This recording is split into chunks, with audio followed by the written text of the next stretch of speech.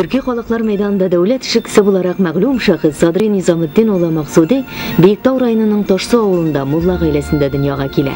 Башта ул авыл мәдрәсәсендә әтисендә укый, Казанда Галәмия мәдрәсәсен тәмамлый, югары уку йортына кермәкче булып Санкт-Петербургка бара.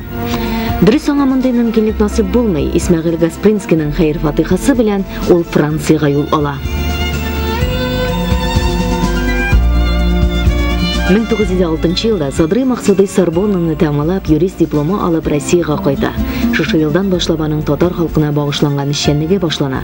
1906 елда Түбән Новгородта Мөселман иттифакы партиясының 3нче съезды уздырыла. Депутат буларак сайлана. Дөрес, 4нче дума сайлауларында аның кандидатурасы кертелмәй. Шәхси тормышында да үзгәрешләр була. Ул миллионер Шакир Рәмиевның кызы Камиләгә әйләнә. Тәүфиклы ике кыз тәрбияләп үстерәләр. Гадиләсе Төркиянең беренче хатын-кыз дипломаты буларак билгеле. Садри Максуди Төркиядә сәясәт белән шөгыльләнә. 3 мәртәбә Төркия парламентына депутат булып сайлана. Төркия президенты Мустафа Кемальнең киңәшчесе була. Хукук мәктәбен оештыра. Күп кенә китаплары басыла. Гомеренең соңгы елларында бары фән белән генә шөгыльләнгән. Гыйльми хезмәтләренең берсендә милләт һәм милли мөнәсәбәтләр проблемасына анализ ясала. Галимнәр сүзләренчә, аның фикерләре таяныч ролен үти алганнар. 1957 елда Садри Максуди фани дөньядан бакый дөньяга күчә, Стамбулда күмелә.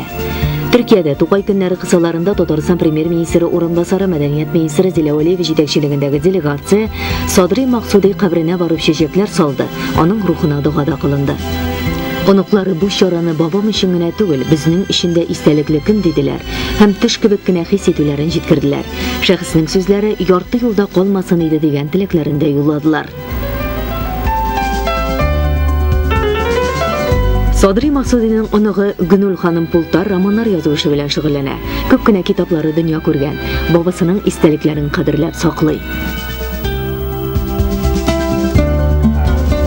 Әлеге уен коралында әтисе Рәшид Айданың әнисе уйный торган булган. Бу гаиләнең саңгы хисләрен экран аша җиткереп бетереп тә булмый. Әмма хәзер Казан белән элемтәләр нык. Беренче кичерешләренә килгәндә Гүнүл ханым аларны күңел дәфтәрендә йөртә. Kazan bizler için rüya şehriydi. Biz bilemiyor idik nasıl bulabilir Kazan. Hep anlatıp tıralar idi Kazan, Kazan diye. Бу гаиләдә һәр даим татар халык җырлары яңгыраган. Тагын шунысы куанычлы, Гүнүл ханым Пултарның күзәтүләреннән күренгәнчә, соңгы елларда Төркиядә гомер итүче татарларның җанлануы сизелә.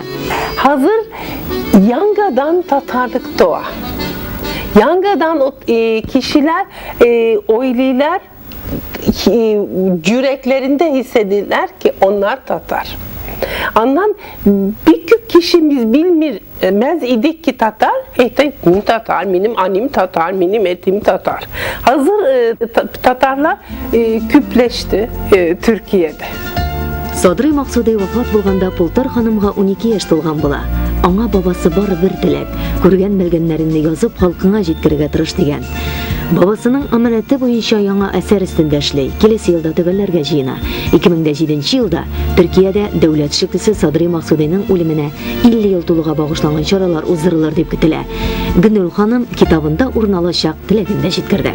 Allah bilse de beysiz bir Tatarstan'da yaşasalar.